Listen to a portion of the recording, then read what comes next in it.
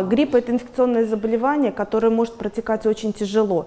И наша задача – предотвратить тяжелое течение заболевания и минимизировать количество людей, которые будут болеть в период эпидсезона. И все это нам может дать вакцинация. Самое главное, необходимо вакцинировать людей из групп риска. Это в первую очередь люди с хроническими заболеваниями, с болезнями сердца, с сахарным диабетом, с хроническими болезнями легких, у которых грипп может вызвать тяжелые осложнения и даже гибель больных. Отдельно нужно сказать о вакцинации беременных и детей. Это тоже группы риска, у которых течение гриппа может быть очень тяжелым и с неблагоприятным исходом.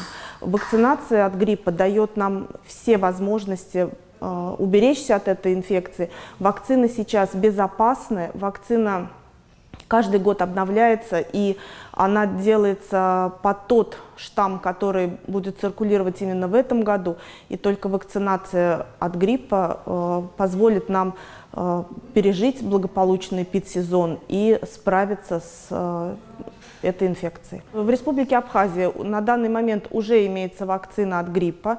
Она доставлена в медицинские организации, в поликлинике, где можно получить вакцину совершенно бесплатно.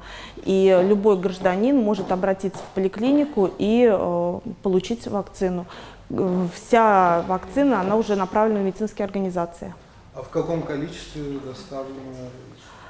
Знаете? На данный момент в республике запас вакцин составляет 3000 доз.